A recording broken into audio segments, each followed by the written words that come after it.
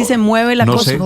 No sé cuál es el límite, a partir de qué momento es éxito, a partir de qué momento es fracaso, pero el reto es enorme porque al final de cuentas esto es una consulta sobre el presidente de la República. Son las primarias del partido del señor presidente. Pero sí es importante hacer notar que como que le dice a Montealegre, oiga Montealegre, no se la tire, que es que esto es de las organizaciones sociales, porque es que eso es lo que le ayuda a la demagogia de la cosa. Es que esto lo van a presentar, son madres, cabeza de familia, gente de la población LGBTI, es decir, enmascarar todo con organizaciones sociales para meter el caballo de Troya de la nueva Constitución. Tienen texto, el presidente quiere facultades para él 6 meses, el presidente quiere elegir 71 constituyentes, ya hay una idea, el gobierno está poniendo la inmensa cuota inicial de lo que quisiera, ahora de que, pero que vaya a salir es diferente. A quienes amanecieron preocupados por la posibilidad de una constituyente, Néstor, mire, a lo que ya es un trámite complicado que involucra firmas, Congreso, mayorías calificadas, Corte Constitucional, votación popular, etcétera, le acaba el propio presidente de añadir otro, y es que las organizaciones sociales van a mejorar el texto. Entonces, mire, con eso es posible que ese texto esté meses en ese proceso, que se demore muchísimo en siquiera llegar al Congreso, de modo que a lo que ya era un procedimiento más o menos imposible en la práctica, le acaban de colgar otra dificultad. Son las 9 de la mañana, 1 minuto, y digo, este es el terremoto político en Colombia, porque el presidente se está haciendo a la bandera de cambios de una nueva constitución para Colombia. Desde el Capitolio Nacional, Andrés Carmona. Así es, Néstor, buenos días. Terremoto político que no cayó nada bien en todos los sectores políticos, salvo el pacto histórico. Comencemos con la reacción del presidente del Congreso, el senador liberal Lidio García Turbay, quien dice lo siguiente: no es tiempo de improvisaciones ni de abrir debates que aumenten la incertidumbre y la desconfianza. La idea de convocar una Asamblea Nacional Constituyente surge cuando el país entra en calendario electoral y en el cierre de un gobierno, etapas que demandan estabilidad, no agitación. Una constituyente no puede ser fruto de la coyuntura ni de la urgencia electoral. Requiere una concertación amplia, una visión compartida y un propósito nacional que hoy no existen. Pero no solamente se ha expresado el presidente del Congreso, también desde partidos de centro o incluso antiguos aliados del gobierno hoy están criticando este mensaje. Escuchemos lo que dice el director del Nuevo Liberalismo y precandidato presidencial, Juan Manuel Galán. Jugar con una constituyente a meses de una elección presidencial es incendiar la democracia con fósforos electorales. Convocarla ahora no solo es inviable, es una imprudencia monumental. El procedimiento legal es largo, ley en el Congreso, revisión en la Corte, 2 votaciones populares. Pretender hacerlo hoy es burlarse del Estado de Derecho. Gustavo Petro no puede usar la Constitución del 91 como excusa de campaña. Pero también escuchemos a la senadora verde Angélica Lozano. Reconocen por fin la verdad, que quieren reformar y cambiar toda la Constitución, tumbar a la caneca la Constitución del 91. El trámite de una Constitución es largo, es detallado y la motivación del gobierno es Néstor, campaña. por supuesto, también se han pronunciado el partido de la U, el Partido Conservador, todos en rechazo a lo que es la nueva iniciativa del Gobierno Nacional, este borrador de proyecto de ley que, como había mencionado aquí en Mañanas Blue, el ministro Montealegre también buscará ser presentado con 3 millones de firmas, Néstor. Estás escuchando Blue Radio.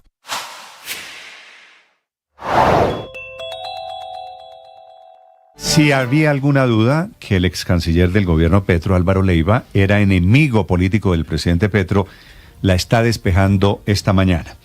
Le está enviando una carta al presidente Petro en la que le cuenta, esta es una carta de viejos amigos y aliados, en la que le cuenta que presentó una denuncia ante la fiscal general de los Estados Unidos pidiendo que a Petro lo investiguen por muchas razones, y le hace el listado, porque le pidió a las fuerzas militares desobedecer a Donald Trump, que porque hizo y deshizo y porque habría cometido delitos en Estados Unidos.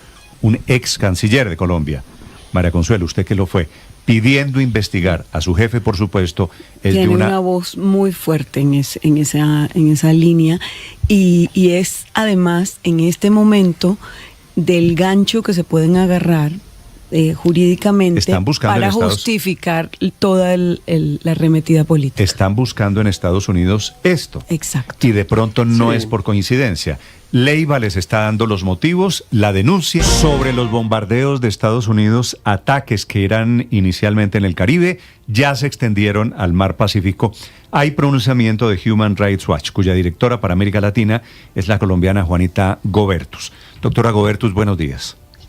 Néstor, buenos días. Un saludo a toda la audiencia y al panel esta mañana. Doctora Gobertus, ¿qué reparos tienen ustedes desde Human Rights Watch a estos bombardeos y ataques contra embarcaciones del narcotráfico?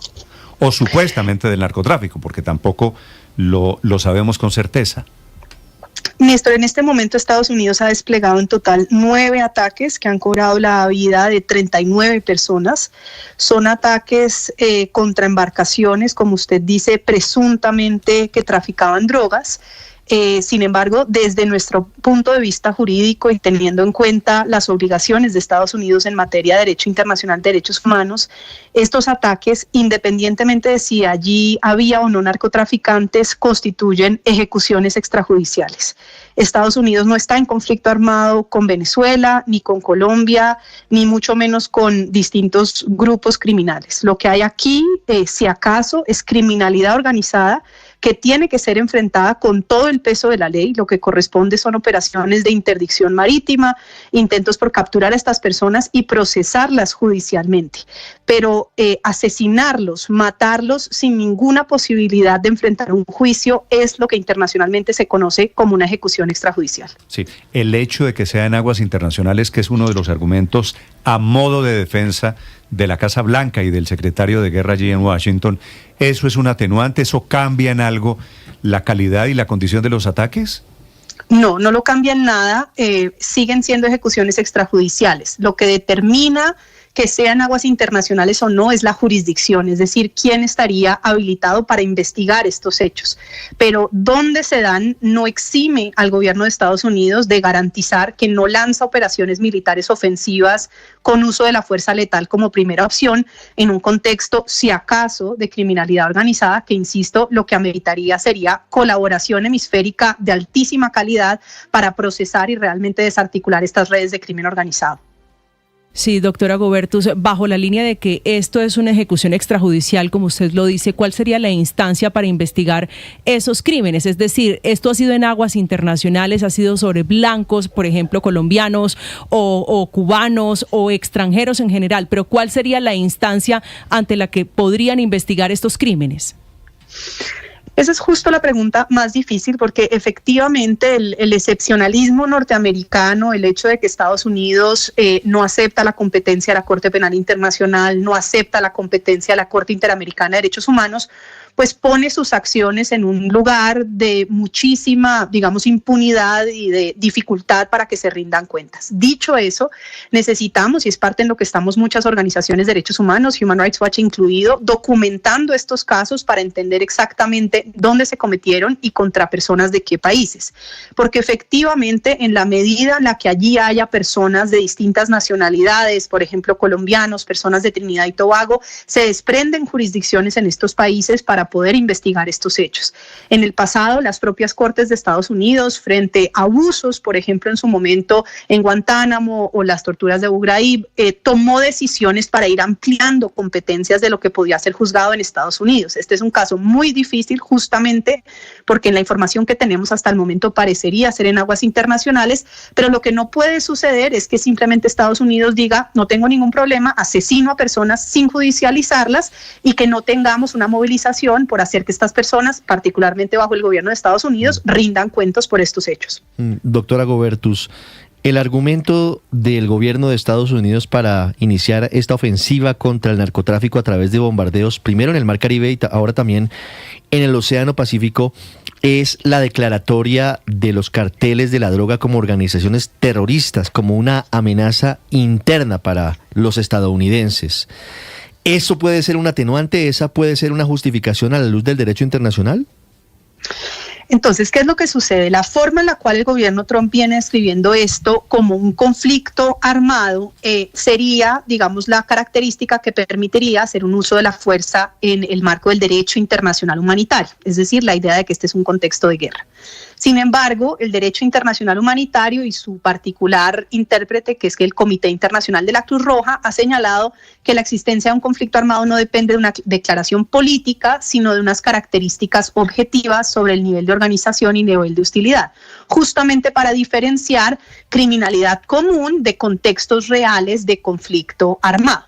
Si esto no fuera poco, por lo cual, insisto, la declaración política de Trump no es suficiente, a nivel doméstico dentro de Estados Unidos existe un procedimiento que requiere autorización de Congreso para establecer que Estados Unidos está en guerra con algún país o con un grupo en particular. Y ese procedimiento no se ha surtido. Trump no ha ido al Congreso a generar esa autorización, con lo cual, pues este es doblemente ilegal, no cumple con los estándares internacionales y no cumple con los estándares domésticos dentro de Estados Unidos para considerar que existe un conflicto armado.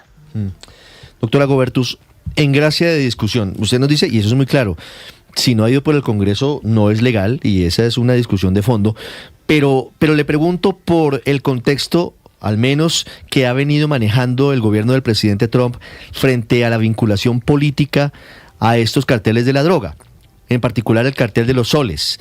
El argumento del gobierno de Estados Unidos es que el cartel de los soles es el principal cartel de drogas que envía cocaína hacia Estados Unidos y que además de eso el régimen de Nicolás Maduro, que según él es el máximo cabecilla de ese cartel, habría utilizado al Tren de Aragua como brazo armado para atacar y causar zozobra en Estados Unidos, ligándolo al narcotráfico, por supuesto.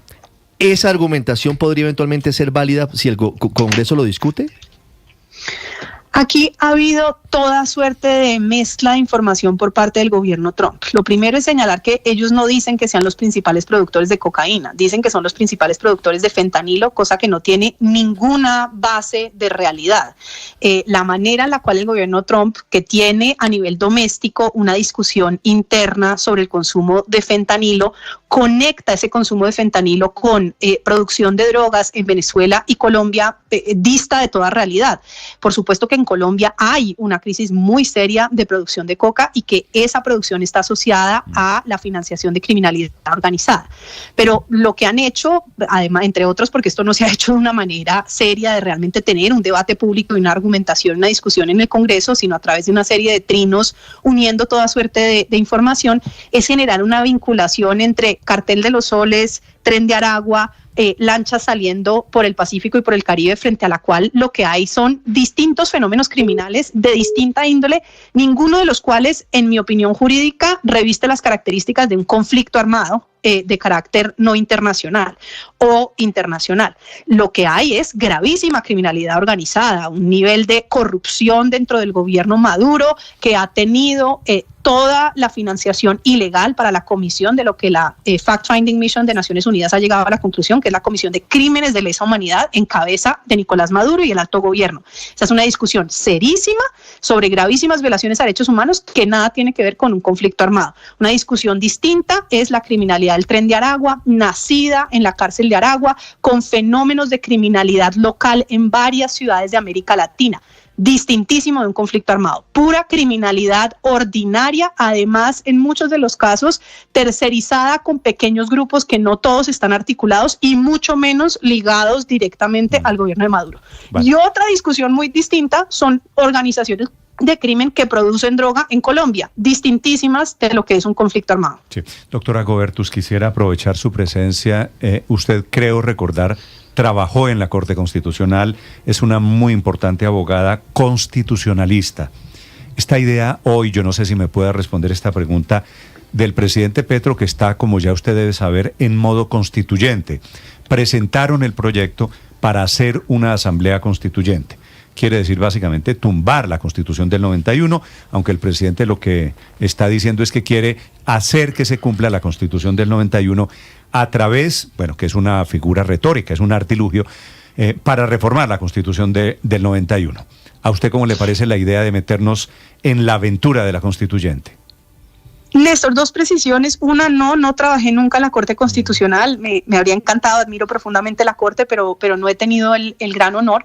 Lo segundo, desde Human Rights Watch puedo pronunciarme sobre restricciones o violaciones a derechos humanos al Estado de Derecho. En lo que nos hemos pronunciado en este tema es que luego de que se da justamente el fallo que toma la decisión de exonerar al expresidente Uribe, es allí en donde, en un trino, el presidente Petro ataca la independencia judicial y anuncia el reciclaje de esta idea de la constituyente. Lo que yo podría decir es que, independientemente del contenido de los fallos, todos, pero en particular las autoridades públicas, deben aceptar los fallos, aceptar y defender la independencia judicial, y en ningún escenario me parecería que un fallo judicial, cualquiera que sea su contenido, sea la justificación de un presidente para convocar una constituyente con miras a atacar un fallo que considera que no está de acuerdo con él. Doctora Gobertus, gracias por estos minutos. Muy amable. Gracias a ustedes. Igualmente. 9:15 minutos. Es la directora de Human Rights Watch en América Latina.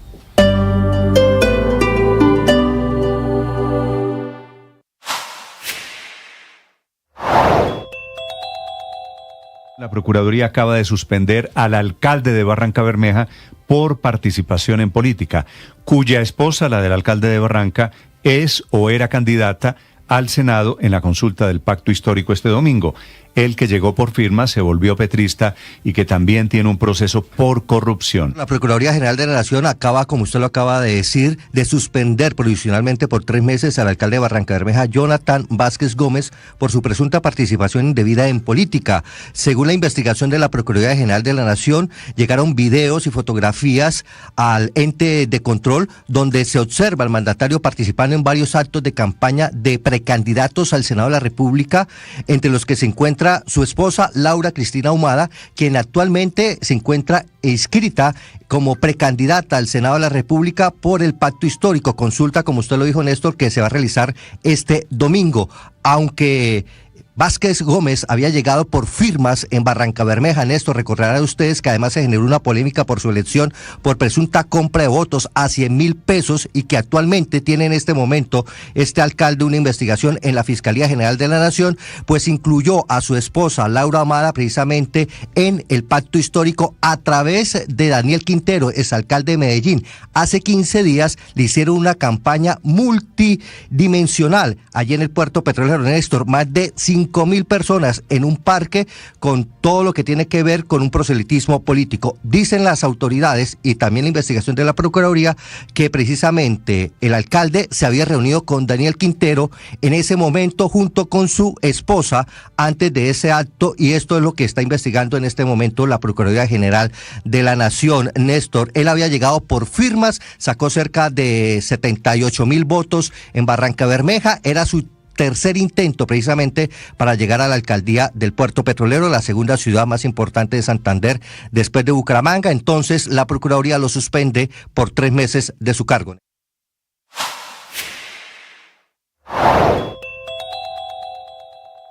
Hay pronunciamiento, Víctor, lacónico, incompleto, pero pronunciamiento del Ministerio de Hacienda sobre el intento de nuevos impuestos para las operaciones en plataformas, en billeteras electrónicas, Breve, Nequi, Daviplata y compañía, aunque son diferentes, ¿no?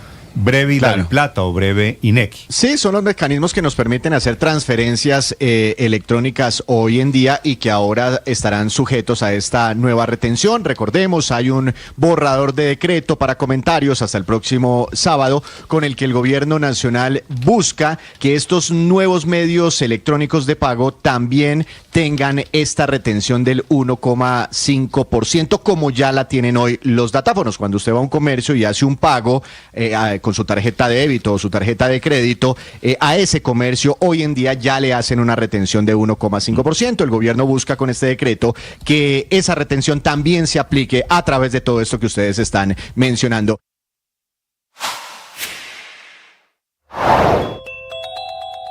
La Corte Suprema de Justicia autorizó la extradición de alias Araña cuyo envío a los Estados Unidos queda ahora en manos del presidente Gustavo Petro en este momento de tensión diplomática. Es una situación que pone de nuevo sobre la mesa la discusión en torno a la suspensión de extradiciones que ha hecho el gobierno del presidente Gustavo Petro frente a los cabecillas de los grupos que en teoría están en un proceso de negociación con el gobierno nacional.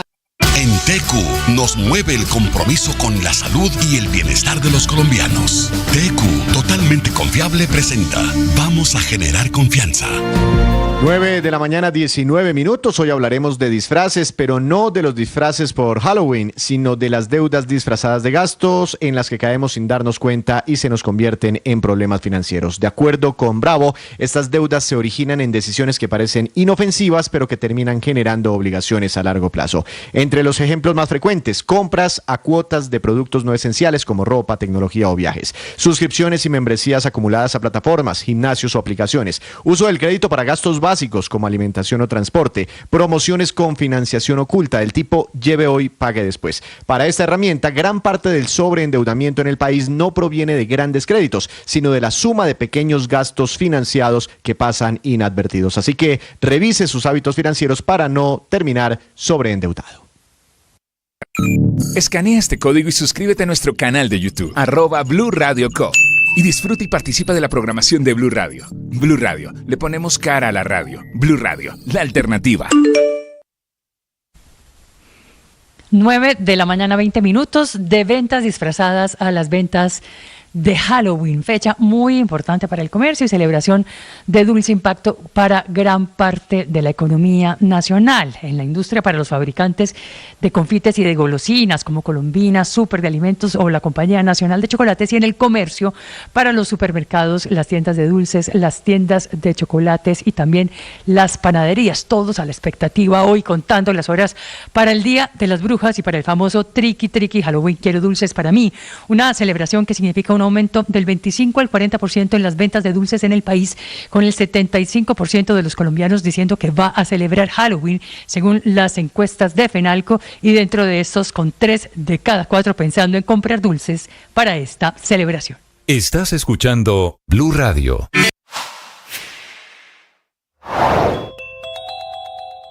Desesperado el cuarto ministro de Hacienda, Germán Ávila, angustiado por el presupuesto desfinanciado, acorralado por la falta de caja, ansioso por el menor recaudo de la DIAN y en alerta máxima porque de aquí a fin de año tiene que conseguir 107 billones de pesos en impuestos en recaudo tributario para cumplir con las metas de este año según el marco fiscal de mediano plazo, evitar el mayor hueco tributario en toda la historia del país. Razones que tienen hoy al cuarto ministro de Hacienda buscando plata debajo de las piedras a través de 2 grandes proyectos de decreto que está cocinando y el primero de los cuales ya publicó anoche para comentarios y se firmaría tan pronto como el día de mañana. El que propone aplicar retención en la fuente a los pagos con billeteras digitales como Breve, Nequi o Davi Plata, pagos hechos a empresas o a comercios por la venta de bienes o por prestación de servicios, pagos que quedan grabados con un impuesto del 1.5%, 15 por mil, es decir, unas 4 veces más grande que el 4 por mil, y que según el cuarto ministro se hace es para nivelar la cancha con los pagos con tarjetas de crédito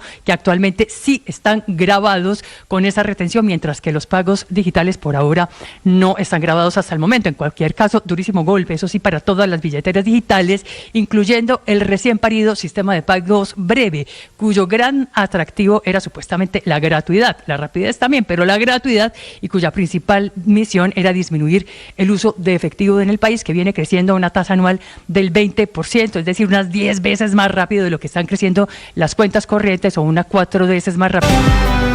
9 de la mañana, 23 minutos. Está escribiendo esta mañana en inglés un mensaje en sus redes sociales el presidente Gustavo Petro. Y escribe bien en inglés. Tal vez escribe Víctor mejor en inglés que en español. No tiene un solo problema de ortografía. Esto de pronto es con traductor. Pone una fotografía para describírsela a los oyentes. Creo que es una foto vieja, muy vieja, de él. Hay buenos traductores hoy en día, ¿no? De él con un senador de los Estados Unidos que es Edward Ted Kennedy, de la vieja familia de los Kennedy. Pone la familia y escribe lo siguiente. Esto es un mensaje para el presidente Trump, por supuesto. Como está escrito en inglés, lo leo en inglés. Usted lo traduce, Víctor. Bueno, aunque mi inglés colegio no es muy malo, pero lo intentamos. Juan Camilo, ¿me ayuda usted en Estados Unidos? Hágale. No, pero ahí está, en la imagen de YouTube está la traducción. Sí, pero la traducción, es que esa palabra no tiene la traducción. No, esta palabra es difícil de traducir. Esto es lo que escribe el presidente. I am not a bully. Sí. I am a Democrat. O Democrat. Esto quiere decir, es que bully no es matón, ¿no? Yo no sé cómo. Matoneador. Sí, exacto. Bully es matoneador. No soy un matoneador. Exacto. No, bully en el colegio era el no me atrevo a decirlo. Bully en el colegio era el matoneador. El que la montaba. Claro, el que le pega a los débiles. El montador. El que maltrata a los débiles. Bully era el hijo de tantas que había en el colegio, ¿cierto? Sí. Sé que la traducción formal, Luis Ernesto, de bully a matón, pues es la traducción que usted encuentra si usted pone traducción en Google. Sí. Pero la palabra que utilizó ayer anoche en la Casa Blanca el presidente Trump contra Petro también le da matón, que es una palabra muy fuerte que es thug. Ese thug, pero es un matón criminal, es un matón callejero, delincuente. Exacto. Entonces, cuando el presidente Petro se define a sí mismo como I'm not a bully, I'm a Democrat, está diciendo yo no soy el matoncito del colegio, que tal vez a veces sí se porta como el matoncito del colegio, porque el presidente es posible que no sea bully con Donald Trump. Pero en Colombia el presidente Petro sí le hace bully a mucha gente. Señor. Néstor, quizás lo que hizo el presidente Petro o la gente de su equipo es que tomaron la palabra matón, la pusieron en un traductor de Google y matón traducido al inglés da bully porque no hace la distinción entre matón y matoneador. Quizás lo que quería hacer el presidente Petro ahí era escribir I'm not a thug. Es un juego de palabras. Pero escribió I'm not a bully por la traducción. De acuerdo, yo también creo. Es un juego de palabras que hace el presidente Petro porque si el presidente Petro quisiera decir que él no es un bully, pues él sabe que le va a decir mucha gente, pues claro que es un bully. En Colombia, con el público local, con la justicia, con los periodistas, con la oposición, el presidente Petro lo único que hace todo el tiempo es hacer bully. El presidente Petro es el típico bully, que le gusta además ser bully, lo paradójico que le gusta le diga matón, miedo. Claro, lo paradójico es que sea Trump el que le diga matón a Petro, pero Néstor, lo que hace el presidente es un juego de palabras, porque además y no se hemos dice dicho demócrata, y claro, foto, demócrata, ¿no hemos dicho que qué, Juan Camilo? En Colombia es alguien que defiende la democracia, pero allá es una afiliación partidista clara, y por eso la foto con Edward Kennedy, con uno de los símbolos demócratas de ese país. Sí, Ted Kennedy era hermano del presidente John Fitzgerald Kennedy, de la dinastía de los Kennedy, y esa fotografía que está mostrando el presidente Petro con el argumento y pone la fotografía como si eso lo hiciera un demócrata. Pero Néstor, que tampoco creo yo me quiero meter eso con la segunda parte de la frase. Yo no creo que él sea un demócrata. O sea, claramente si algo ha demostrado es que él no cree en la democracia. Él cree en alguna especie de régimen en el que él es como una especie de voz del pueblo, conductor del pueblo, encarnación del deseo del pueblo, pero una persona que todo el tiempo se queja del funcionamiento de la democracia, porque considera que el funcionamiento de la democracia y de las instituciones democráticas lo obstaculiza a él, que es y encarna la voluntad del pueblo, es cualquier cosa menos un demócrata. Pues yo en cambio me quiero concentrar en qué es ser un matón o un bully. Es una persona que ejerce un acoso y una discriminación y una intimidación aprovechándose de su situación de poder para humillar, para maltratar. Y si uno ve el comportamiento del señor presidente con su equipo de trabajo, o sea, no nos vamos muy lejos. Que los echa en vivo y en directo. Los echa en vivo y en directo, los maltrata, los revuelca, horrible. Eso ya lo constituye como un bully. Con las periodistas, con las personas que él considera que no están de acuerdo con él. O sea, es que cuántas rectificaciones ha tenido que o debería haber hecho el presidente, porque no las ha hecho aún todas, porque le dice a personas que no piensan como él, que son narcotraficantes, que son fascistas, que son delincuentes, pero insisto, no vamos muy lejos. Con su equipo de trabajo, con sus ministros, claro que es un bully con todas las letras. Es que no hay... Se aprovecha de esa vocería que tiene y de ese Twitter para abusar y maltratar y acorralar a la gente que no piensa como bullying no existía, Néstor, María Consuelo, Álvaro, en su época. ¿No es verdad? En el colegio suyo es posible que hubiera un niñito que era el bully. Sí, claro. Y la expresión bully, bullying, me hace bully o está haciendo bully, está muy relacionada con ese niñito matoneador del colegio, que es el, pero niño, acuérdese que es el niño abusador, que aprovechaba que seguramente era el más grande, y pasaba y le daba un coscorrón a Forero, y le decía, a ver, enano, ¿usted qué hace aquí? Por ejemplo. Yo afortunadamente no me tocó, pero pues sí los conozco, claro. Acuérdese que el presidente Trump no llamó bully, como estaban diciendo, sino thug, y thug realmente es lo que se llamaba, el típico thug era Noriega. Son dictadores, generalmente militares, se usa mucho para los africanos, entonces es distinto. Y Petro está respondiendo con la misma lógica binaria, entonces pone a Kennedy, que era pues el más liberal de los Kennedy. Esa foto debe ser vieja porque Kennedy creo que se murió como en el 2010, 2011, por ahí. Pero es jugando a manipular a la opinión pública con esas formas populistas de criminalizar.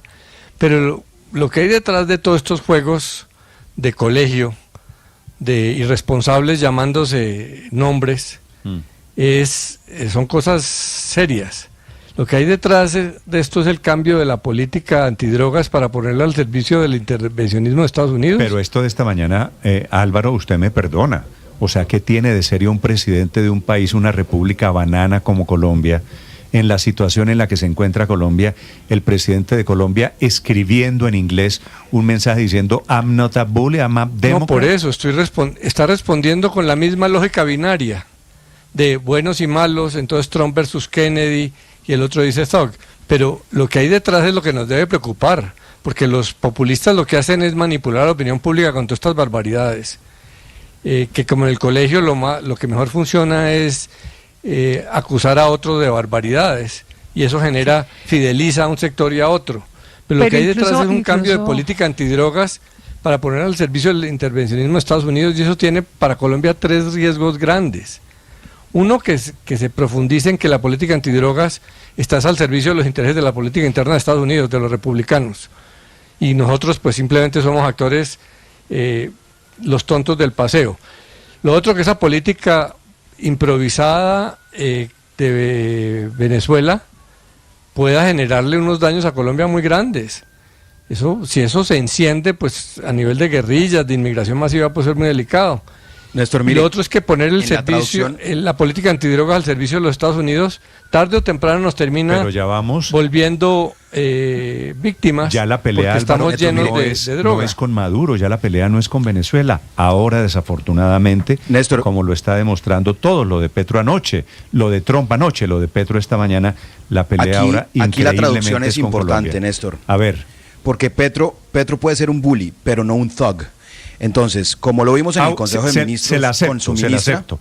Petro es un bully, no es un thug. Lo que pasa es que Exacto, es una diferencia muy importante. Tiene una connotación más penal, entonces, más delictiva, que él maltrata, ¿no? Claro, pero que él maltrata a sus funcionarios, a sus subordinados, como lo haría un bully. Pues lo vimos todos al aire, en vivo y en directo en el Consejo de Ministros pasado y en otros consejos de ministros. Pero es que el presidente Donald Trump lo llamó thug, que quiere decir un criminal, y lo igualó como cuando ya lo llamó un líder narco.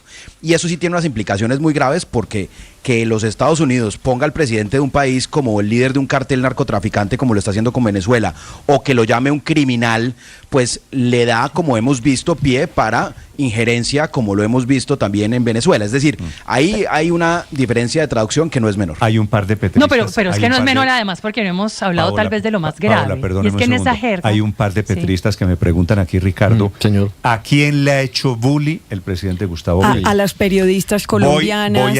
Voy a trasladarles la pregunta. Lo que pasa es que a Enrique Vargas nos tocaría dedicarle varios programas a a la leer junta ese listado. directiva, a la junta directiva de la nueva EPS, A Bruce McMaster. a los director Bryan, de la Andy, a los Bryan, que dijeron Bryan. que sus declaraciones aumentaban el bullying que sufrieron no solo en el colegio, en el trabajo, en la casa. Ya me da miedo cortarme el pelo, solamente le digo Gustavo todo. Bolívar. Mire que ya lo tengo largo. A Paola la Yo bullió lo con tengo el largo, tema de vea. las ovejas. No he podido volver a la peluquería porque no tengo alergias en la cabeza el peluquero. De verdad, vea. ¿Qué fue lo que dijo el presidente de usted, Paola? No, ese trino Ay, fue yo muy no me duro. acuerdo, pero verdad que acuerdo de las heridas en la cabeza, la oveja, Que Dolly, ojalá en no fin, le ve. fueran a- sí, El bueno, caso. Traslado, el caso es que- volteo la pregunta, Paola. Ya Sí. me Yo cuenta le su hice cuento. una lista de 10. ¿A quién no, No, le pero- ha hecho bully el presidente Gustavo Exacto. Petro? A la oposición, a la justicia, a los gremios, a los ricos. A todo el mundo, el presidente de Colombia desafortunadamente A los le hace bullying, medios. que es, claro, a los medios, que es Claro. el presidente tiene A unas los medios y a obsesiones. los periodistas. Que es aprovecharse, efectivamente ser bully es eso, aprovecharse de su pequeño poder o su gran poder para matonear al resto del mundo, que es lo que Claro. hacían los bullies en el colegio. Desde un Pero esto es más rincón, grave. el gordo que fregaba y que fastidiaba a toda la clase. Paola, la escucho. Pero es que eso es más grave solamente que bully. Digamos, en inglés esa palabra, en esa jerga inglesa, la palabra thug quiere también decir para un bully que además de todo es vicioso.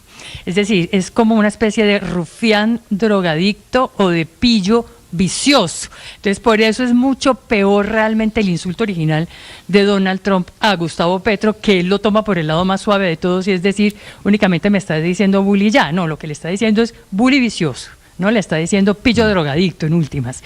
Y bueno, pues esa es también la partecita que no estamos teniendo en cuenta Me en hacen este caer caso. en cuenta algunos oyentes aquí que inclusive a sus amigos, a Laura Sarabia, a Gustavo Bolívar, el presidente, el señor Gustavo presidente. Bolívar. ¿El Ha sido episodio de Panamá infame. califica como bully a su señora? ¿La foto, por ejemplo? No, eso no es bullying, eso no tiene nada que ver con bullying. La última, O Aurelio. indirecto, un bullying indirecto. Sí, no, y hay otra expresión aún más grave para matón en inglés que se llama goon. O sea, eso, el matoneo tiene como distintos grados en el idioma inglés, ¿no? El goon, el thug y el bully. Entonces, Petro se acogió al de más bajo nivel para decir que él no es eso, sino que es un demócrata. Porque para Petro ser demócrata es ser miembro del Partido Demócrata de los Estados Unidos. Él, en su libro Una vida, dos vidas, página 241, le hace un panegírico a esa foto que hoy está publicando. Yo me he leído el libro, lo conozco bastante. Y entonces él muestra cómo a Ted Kennedy le ve la vida y que Ted Kennedy era el demócrata más radical, etcétera, etcétera. Pero para Petro, a mí me gusta que lo haga porque quedó clarísimo. Para Petro, ser demócrata es ser miembro afín o cercano al Partido Demócrata de los Estados Unidos, e incluso a sus sectores, como lo llamó en el último Consejo de Ministros, mal llamado, ¿se acuerda? Hombre, de El eso Ku tengo Klux una Black. noticia, El de eso tengo una Ku Klux noticia de Black. última hora, Aurelio. Atención, hablando del presidente Gustavo Petro, el presidente evalúa esta mañana, esta es una noticia extraordinaria, cambio de 2 de sus ministros. En realidad son cambios de 2 de sus ministras. Una, la que tuvo el valor de enfrentarlo en el Consejo de Ministros de antier, que es la ministra de Vivienda, que fue la que le dijo, sí, yo le dije, yo le informé. Estaban discutiendo sobre el tema del presupuesto.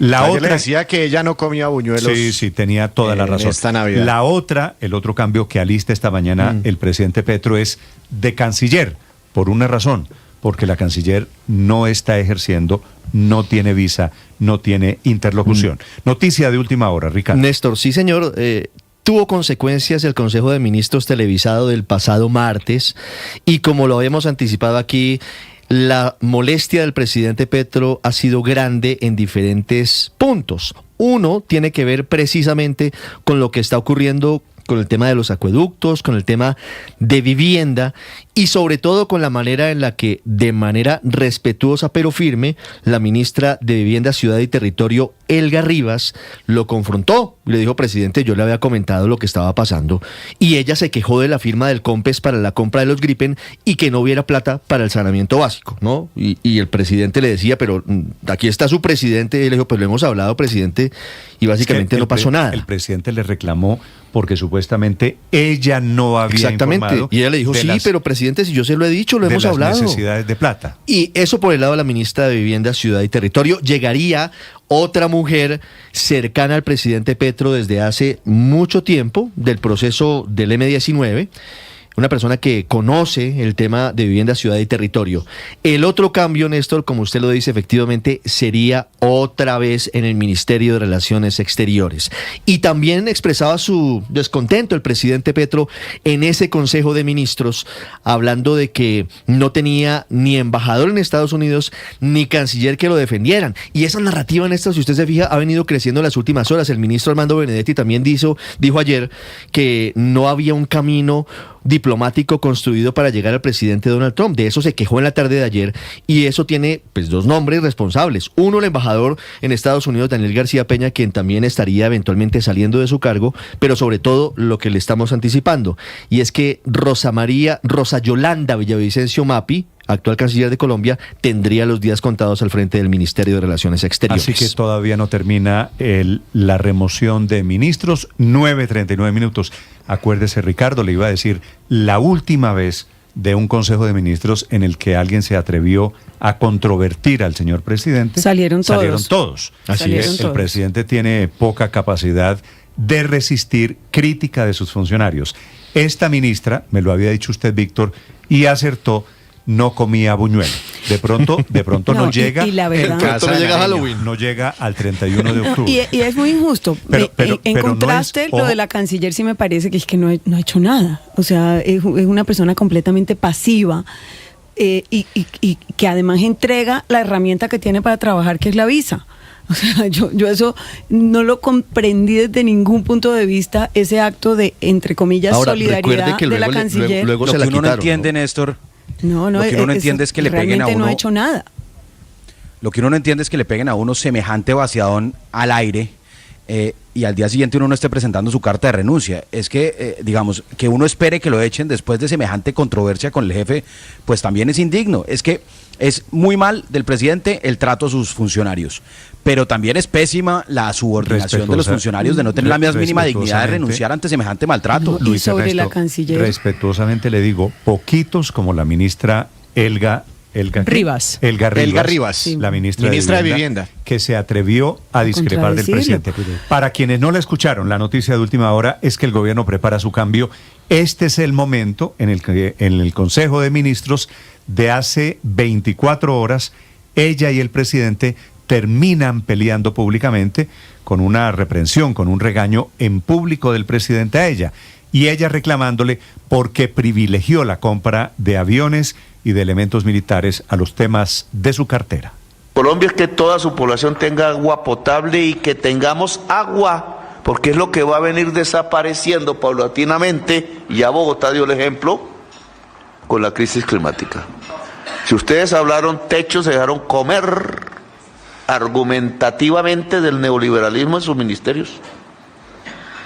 Pues, presidente, me alegra que lo ponga, porque realmente firmamos un COMPES para unos aviones de guerra, y realmente a mí me dolió firmar ese COMPES, porque creo que prioridad, y usted siempre lo ha dicho, es el agua. Desafortunadamente, esto lo hemos analizado en varios consejos de ministros, y el techo presupuestal que le dieron al Ministerio de Vivienda, Ciudad y Territorio en agua es bajitico, y especialmente para el próximo año. Nosotros, usted tiene toda la razón, el ministerio es un ministerio en esencia neoliberal. Cambiarlo para mí en un año no ha sido fácil, pero sí le hemos dado un giro importante. Y obviamente necesitamos muchísimo más recursos. El proyecto de Guajira es importantísimo. El tema de Chocó, de Pacífico, de todo lo que hemos trabajado. Sí, ministra, pero usted tiene un presidente. Y si eso le ocurre, sabiendo que el presidente dijo otra cosa, ¿por qué no le dijo el presidente? Pues lo hemos hablado aquí varias veces. Usted tiene un chat conmigo. ¿Usted lo vio? Eso es inmediato, es lo primero, prioridad. Tal vez entonces no se le dice al presidente, entonces todo va corriendo hasta que el presidente se da cuenta. Y también tengo que decirle, presidente, que qué pena el tema tarifario. No es culpa de Eduard, mi viceministro, ni de Natalia Duarte. El tema tarifario lo estamos trabajando y está con la CRA. Solamente hay 2 comisionadas. Y el tema hacen falta tarifario otros es porque 2 el presidente de la República, Ricardo, acababa de echar en vivo y en directo al viceministro. Ese Edward al que ella se refiere es el ministro, y la ministra le está diciendo no le eche la culpa, porque es que el presidente antes había dicho que es que Edward estaba hablando con los gremios y hablando con Andesco, y que estaba correspondiendo a políticas a la neoliberales. codicia. A la codicia, que es lo que dice el presidente Petro cuando quiere ofender. Néstor, pero ¿alguien sabía que había una ministra de vivienda? ¿Alguien sabía que se llamaba Helga? Esta señora lleva meses y nadie sabía. Pues es que no hay política de vivienda. Absolutamente nada. No ha hecho absolutamente nada. No existe. Esa cartera es inexistente. Yo estoy en el grupo Solo nos enteramos por el regaño. De Mi Vivienda, y ella hace lo que puede, va a hacer temas de acueducto. Pero es que la buscadera de excusas... Si el jefe Luis Ernesto, cortó hacer lo que puesto para la política, mi casa ya para... Mire lo que está, ¿qué más puede hacer ella? Origina la pelea, Luis Ernesto. La ministra le está reclamando al presidente, y eso fue lo que no le gustó, que origina su salida, que le está diciendo: usted se puso a comprar armas en vez de privilegiar los programas sociales. Los Gripen cuestan, por eso, lleva un año, armas de guerra son Gripen. Esta señora lleva más de un año y no ha hecho absolutamente nada. Y además lo que ha hecho es marchitar el sector. ¿Pero eso es culpa de ella o es culpa del jefe de ella, Luis Ernesto? No, es que hay muchas cosas que puede hacer un ministro o una ministra de vivienda para ayudarle al sector que es el sector de vivienda y el de construcción. Y no solo es con subsidios. Y ella, no, pues digamos, es que mire, usted basta con hablar con el sector de la construcción. Pero si arriba le quitaron el presupuesto para mi casa, ¿qué puede hacer ella? Aquí no tenemos con quién hablar, no hemos tenido con quién hablar en un año y medio que está la ministra ahí. Luis Ernesto, usted me está diciendo lo mismo que le dice la ministra al presidente Petro. Exacto. No he podido hacer nada porque no tengo plata. ¿Y sabe por qué no tengo plata, presidente? Porque usted decidió privilegiar la compra de aviones militares, Néstor, y no programas sociales. Usted tiene razón. Esa mediocridad. Le estoy diciendo que usted tiene razón. Es un gobierno, tiene razón, es un gobierno ineficiente en temas de política pública para... Es que es inaceptable que uno dé excusa.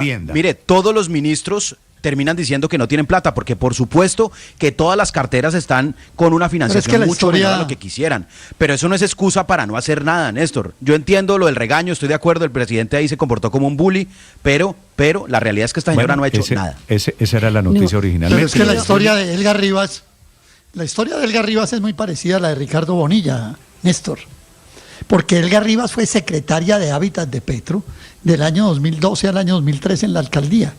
Y así le fue. Y ahora la volvió a cooptar y la volvió a sacar por la puerta de atrás, exactamente como hizo Bonilla. Porque hay un elemento, yo estoy de acuerdo con lo del matoneo y todo, Petro es un matoneador, pero hay una cosa que es más grave. Hay gente que se ha dejado matonear de Petro varias veces. Y me perdona la doctora Rivas, pero le repitió la de Bogotá. Y el embajador es otro, el embajador en Estados Unidos. En los cursos, cuando hay un bully, un matoneador, pues hay unos, los débiles, que nos dejamos. Nos dejamos en el colegio, quiero decirme. Sí. Cuando el gordo me empujaba a mí en el colegio, pues yo era el chiquito y me defendía del gordo, que es lo que solemos hacer quienes somos víctimas del matoneo, corriendo. Y aprendí a correr más rápido, y esa fue mi defensa. Pero ese bully, ¿le parece buena la confesión?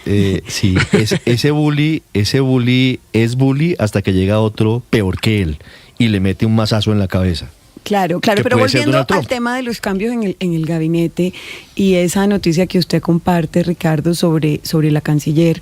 O sea, a la canciller la tienen excluida desde el día 1. Es que, ¿cómo es posible que el presidente, supuestamente para conjurar la crisis, ya vimos que no la conjuró, pero supuestamente para hacerlo, se reúne con el encargado de negocios de la Embajada de Estados Unidos y ni siquiera invitan a la canciller?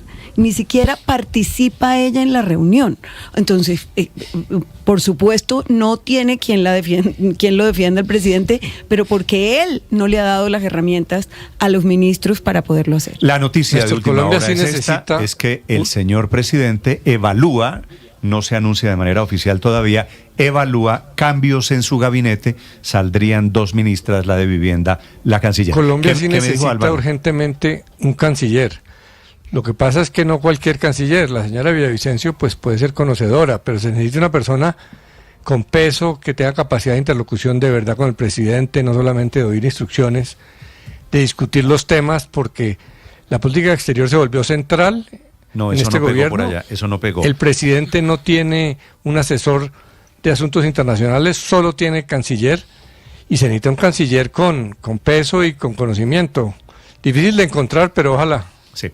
De momento, la canciller en ejercicio sigue siendo esta mañana Rosa Villavicencio. La que viene o el que viene, Ricardo, sería, primero fue Leiva, luego fue Murillo, luego fue Laura Sarabia, y esta sería la cuarta, sería la quinta. Vamos para el quinto canciller en 3 años largos del gobierno. Por ley de cuotas debería ser mujer.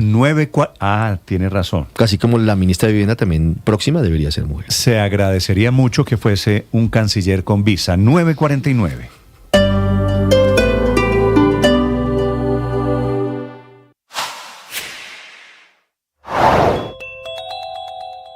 Se anticipó la discusión que pensábamos que había quedado para el próximo gobierno sobre la posibilidad de que haya cambios profundos a la Constitución de 1991. La mala noticia es que el gobierno va a intentar cambiar la Constitución. La buena noticia es que no tiene mayorías, no tiene tiempos. Seguramente, Ricardo, coincide este anuncio del gobierno de presentar una asamblea constituyente con el acto de mañana, no es una casualidad, en la Plaza de Bolívar, en donde el presidente Petro intenta, lo había dicho, recoger firmas para sacar adelante una asamblea constituyente.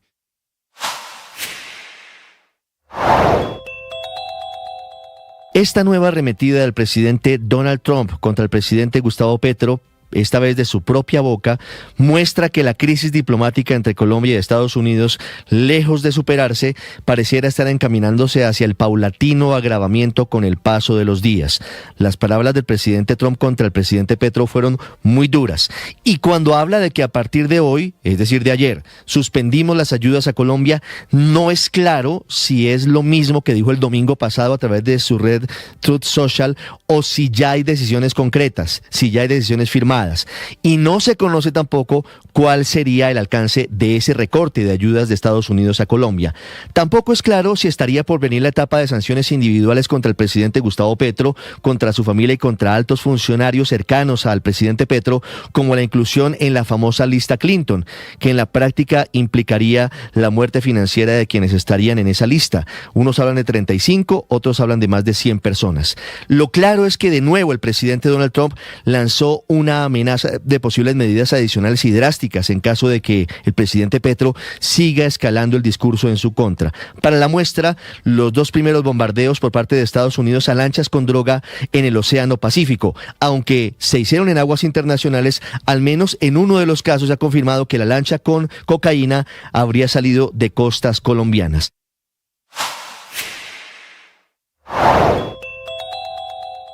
Reunión del vicepresidente de los Estados Unidos con el gobierno de Israel y llegó allí al Medio Oriente el secretario de Estado Marco Rubio. Ocurre que el gobierno israelí y el gobierno norteamericano tienen puntos de acercamiento y puntos de mucha distancia. Por ejemplo, el Parlamento israelí ayer votó a favor de anexar la Cisjordania, que es el otro pedazo de Palestina. Recordemos, son 2 territorios los palestinos, uno es la Cisjordania, el otro es Gaza, la guerra está en Gaza y en la Cisjordania Israel tiene asentamientos que cubren entre carreteras, entre edificios, entre asentamientos y puestos militares, cubre cerca del 63% de la Cisjordania. Y lo que hizo el Parlamento israelí el día de ayer fue votar a favor de anexar todo ese territorio a Israel. Bueno, ha sido el vicepresidente de Estados Unidos, J.D. Vance, partiendo ya de rumbo a Estados Unidos, que dijo que era una votación absolutamente estúpida, y ahora es Rubio, el secretario de Estado, quien dice que esto es contraproducente, que esa votación estaría poniendo en riesgo cuáles son... Estás escuchando Blue Radio y BlueRadio.com. Faltan 8 minutos para las 9 de la mañana. Atención, descubrieron que en las joyas de Napoleón que se robaron en el Museo del Louvre hay esmeraldas colombianas. Enrique Rodríguez. Es una historia que está contando el diario El País de España, y efectivamente esas joyas, o algunas de esas joyas, mejor dicho, robadas el pasado domingo en ese robo de película que hemos venido contando en los últimos días, algunas de ellas serían colombianas, las esmeraldas. De entre las 8 piezas sustraídas en la Galería Apolo, 2 joyas imperiales contienen gemas preciosas extraídas de las minas de Muso, en el departamento de Boyacá. por si ustedes no lo recuerdan, es un municipio que es conocido por sus yacimientos esmeraldíferos a nivel mundial. Se encuentra a 170 kilómetros de Tunja y a 90 de Chiquinquirá. Las piezas en cuestión son un collar y un par de pendientes que pertenecieron a María Luisa de Austria, la que fuera segunda esposa del emperador Napoleón Bonaparte. Cuenta el periódico El País que las gemas son de un limpio verde intenso, conocido como verde muso, un tono que ha fascinado a la alta joyería europea. De hecho, la Federación Colombiana de Esmeraldas, Fedesmeraldas, ha confirmado que las piedras hurtadas son colombianas y califica el hecho en declaraciones a este periódico como un atentado contra el arte y la historia de la humanidad. Mencionan en el diario a una experta, es una historiadora y tasadora de arte y antigüedades española que se llama Ana Trigo, que ha visitado esa galería frecuentemente y que se documentó para escribir unos libros, y revisando esas joyas ha confirmado que efectivamente esas joyas son colombianas, que provienen efectivamente de su municipio y que su valor es incalculable. Bueno, incalculable no exactamente, porque esta misma semana ya el Museo del Louvre cifró en aproximadamente 100 millones de euros, 100 millones de dólares, 88 millones de euros el valor de lo robado. Apunta esta experta, como digo, Ana Trigo, que esas joyas tienen muy pocas inclusiones, las esmeraldas particularmente, que son limpias, que son brillantes y que tienen un color, según dice ella, dramático, Néstor. Enrique, esto quiere decir, muso y las minas de esmeraldas en Colombia existían ya para efectos en la época de Napoleón, hace 2 siglos largos. Pues sí, evidentemente estas joyas fueron trazadas o creadas allá por el siglo XIX. Así claro, que, pero estoy haciendo el siguiente silogismo. Si las joyas son de muso, de las esmeraldas de muso, que es aquí en Boyacá, y Napoleón se separó de Josefina en 1810, ¿cierto? Exacto, sí, exacto, justo. Entonces estamos hablando de hace 2 siglos largos. En ese momento que las esmeraldas hayan salido de muso, quiere decir, ya en ese momento la productora de esmeraldas, y Colombia ya tenía una reputación en el mundo de las esmeraldas. Es decir, las esmeraldas... Lo que pasa nos puso a mirar y averiguar, Enrique, y fíjese que los españoles desde 1558 comenzaron la explotación esmeraldífera en muso. En 1800 ya había una producción masiva y seguramente había exportación hacia Europa.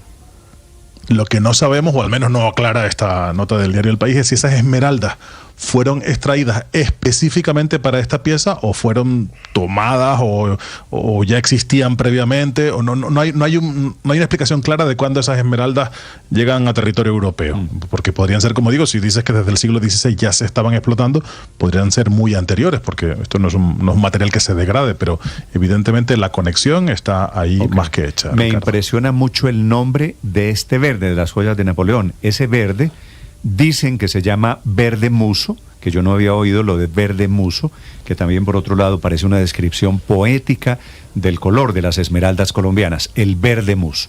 9:56 minutos, la noticia en nuestro continente es que el presidente Lula da Silva, el hombre que fue sindicalista, el hombre que es el actual presidente de Brasil, está confirmando que intentará un cuarto mandato presidencial. Desde Sao Paulo, Sandra Santos. Hola Néstor, buenos días. En una declaración hecha en Yakarta, el presidente de Brasil, Luiz Inácio Lula da Silva, confirmó que buscará un cuarto mandato en las elecciones de 2026. A punto de cumplir 80 años, Lula aseguró que mantiene la misma energía de cuando tenía 30. Dizer que eu vou completar 80 anos, mas pode ter certeza que eu estou com a mesma energia de quando eu tinha 30 anos de idade. E vou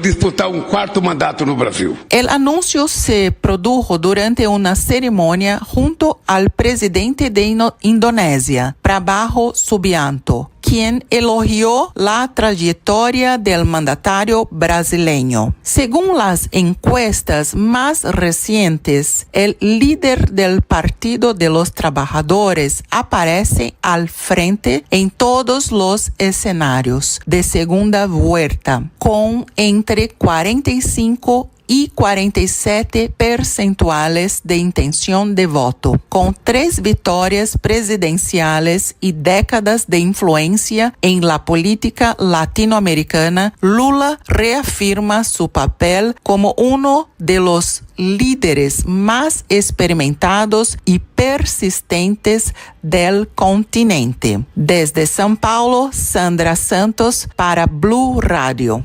Estás escuchando Blue Radio. Todo el mundo está buscando algo. Ser el primero, estar en todo lado. Todo el mundo está buscando algo. Búscanos, porque te conectamos con la información, la opinión, el entretenimiento, porque queremos que seas el primero. @Blue Radio Co. en YouTube. Búscanos. Todo el mundo está buscando algo. Blue, más que radio. La experiencia espiritual nos hace tomar conciencia de que no estamos solos. Nos hace tomar conciencia de que tú y yo tenemos una red de apoyo emocional, material, personas que están con nosotros. Porque la experiencia espiritual nos hace saber que somos seres sociales, seres conectados. La espiritualidad es solidaridad con el otro. Ese es el tema hoy del Man está vivo. ¡Ánimo! Tú sabes.